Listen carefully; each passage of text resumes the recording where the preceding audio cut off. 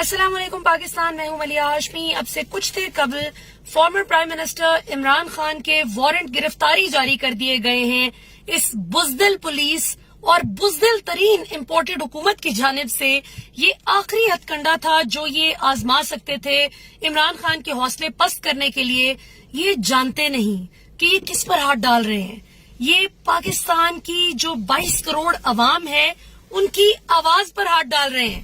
یہ عمران خان کوئی مافیا نہیں ہے ان کی طرح کہ جو بدماشی کرے یا ان کو تڑیاں لگائے کہ آپ نے کل یہیں رہنا ہے، ہم نے یہیں رہنا ہے، ہم دیکھ لیں گے، آپ سے حساب لیں گے۔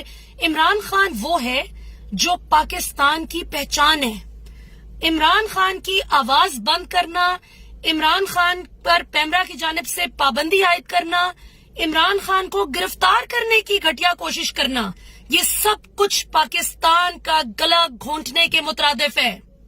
عمران خان پر حملہ، عمران خان کے خلاف F I R, Imran Khan کی گرفتاری کی کوشش پاکستان پر حملہ ہے۔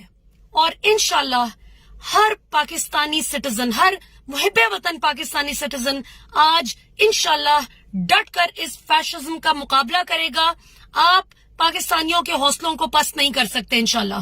ہاں، بحیثیت صحافی ہم نے ہمیشہ عمران خان حکومت کی جو غلط پالیسیز تھیں یا غلط چوائس تھی کینڈیڈیٹس کی، غلط لوگ تھے، فار انسٹنس بزدار، ندیم بابر، رزاق داؤد، طاہر اشرفی، کس اپوائنٹمنٹ پر ہم نے اعتراض نہیں اٹھایا۔ لیکن آج آپ عمران خان کی جو آزادی اور خود مختاری کی وہ بات کرتا ہے کہ پاکستان کو ایک تگڑی ریاست بننا چاہیے انشاءاللہ، ہمیں کوئی بھی ملک اپنی طرف سے سپر پاور بن کر ڈکٹیشن نہ دے کہ پاکستان کو کیا کرنا چاہیے کیا نہیں۔ پاکستان کی عوام فیصلہ کرے کہ کیا کرنا چاہیے، اور پاکستان کا پرائم منسٹر فیصلہ کرے کہ وہ کس ملک کے ساتھ روابط کتنے اچھے رکھنا چاہتا ہے، سب سے دوستی کرنا چاہتا ہے، غلامی نہیں کرنا چاہتا انشاءاللہ۔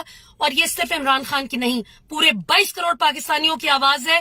ہمت ہے نا رانا ثناء اللہ، تو ہم سب کو گرفتار کرو کہ ہم 22 کروڑ لوگ یہی بات کر رہے ہیں۔ پاکستان زندہ باد،